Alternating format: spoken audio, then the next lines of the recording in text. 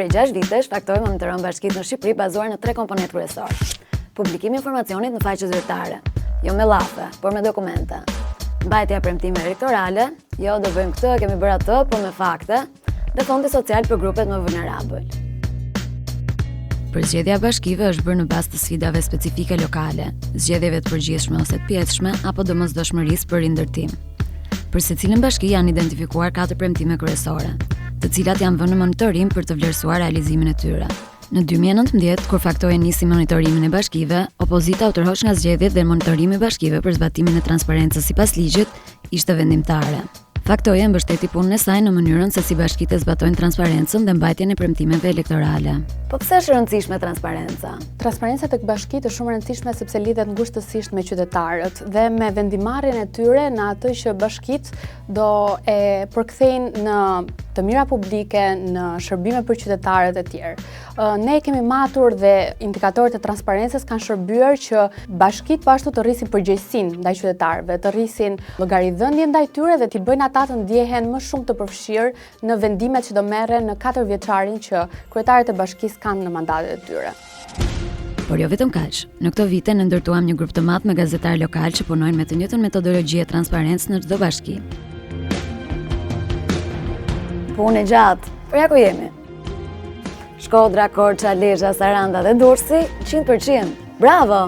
Në fund, Kavaja, me 75%, por me përmirësim të dukshëm. Pra, transparenca nuk është luks, është e drejtë qytetare. Po pse premtimet?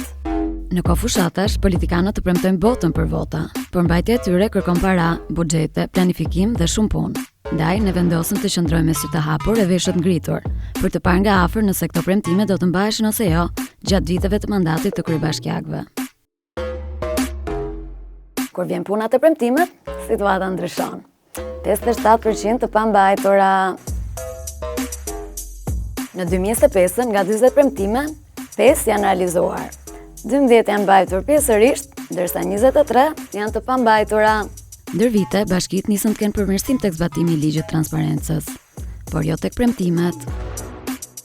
Procesi i transparencës dhe metodologjia që është ndjekur ka qenë në të gjitha vitet e këtij raporti pothuajse e njëjtë. Pra, fillon nga koordinatorët lokal, të cilët janë aty për të monitoruar transparencën në baza mujore. Pra, pavarësisht se raporti monitorimit tregon një të tërë se si bashkitë kanë raportuar në lidhje me transparencën, Faktori ka mbledhur në bazë mujore të gjithë të dhënat në lidhje me transparencën. Pra, në çdo muaj se si bashkitë kanë raportuar mbi të gjithë indikatorët që ne kemi matur.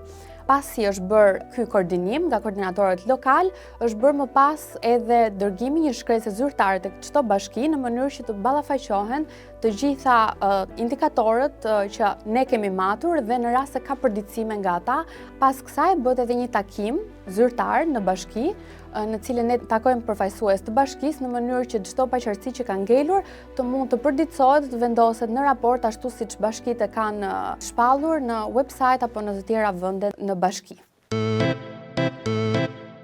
Në Korçë, prej 1 dekade presin pistën e premtuar të skive. Në Fier, prej 9 vitesh presin tregun e ri të shumicës. Në Astir vazhdon ëndra për të patur një shkollë, ndërsa në Durrës familjet presin ndërtimin e pallateve që prej tërmetit 2019-s. Ja disa prej tyre.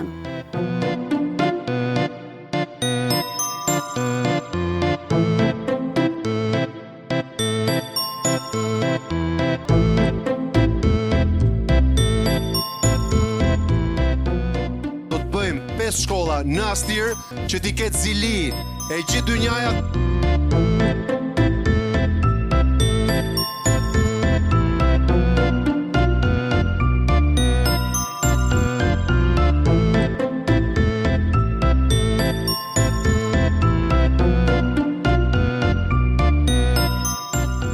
Për premtimet, pyetëm dhe kryetarët e bashkive. Unë mendoj se ne premtimet nëse e jap në fushatat elektorale, unë kam një periudhë 4 vjet për ta përmbush. Nuk është të thonë që do ta bëj vitin e parë, sepse është e pamundur. Atëherë ne u gjetëm përballë një problematike shumë të rëndë, ku 16 familje këtu janë pa strehuara. Dhe ndërhyjnë vetë në fondet tona.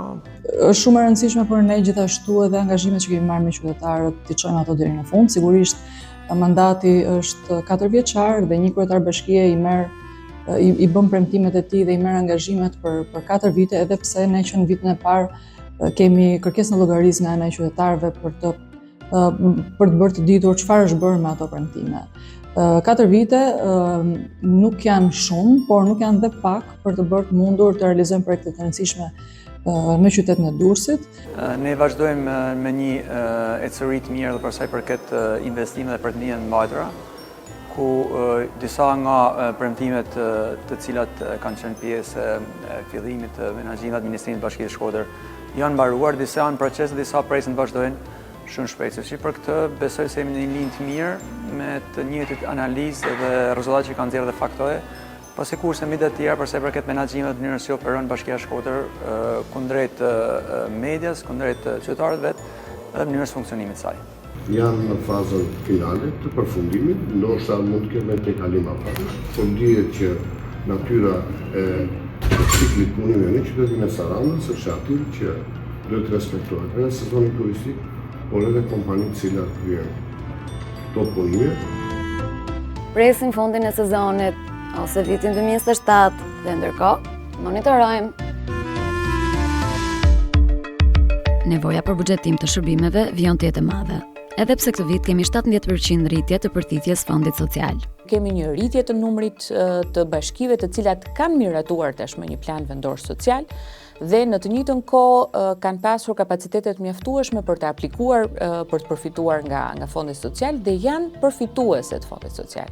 Pra, gjatë një 3 vjeçari, po themi, kemi një rritje të konsiderueshme të numrit të bashkive përfituese, e cila shoqërohet praktikisht edhe apo përkthehet edhe me ofrim të shërbimeve të reja në territor. Kemi evidentuar, po themi, problematika në lidhje me çështjen e transparencës. Asnjë nga bashkit apo edhe vetë institucionet në nivel qendror nuk publikojnë, po themi, të dhëna edhe statistikore për sa i përket fondit social. Duhet patjetër të kuptohet edhe se çfarë mbështetje financiare kanë secila prej bashkive në mënyrë që ky shërbim të arrijë tek përdoruesi fondor apo tek qytetari përfitues. Dhe ky ka qenë një informacion mungues në fakt. Me keqardhje mund të themi që nuk kemi një rritje të nivelit të transparencës për sa i përket fondit social. Por gjatë monitorimit kemi vërejtur dhe se, fatkeqësisht, zëri qytetar po fiket. Qytetarë dhe pjesëtarë të komuniteteve në bashkitë ku kemi monitoruar kanë guruar të flasin për problematikat dhe emergjencat në vetë parë. Frikë të shprehen, apo kanë humbur krejt besimin tek politika.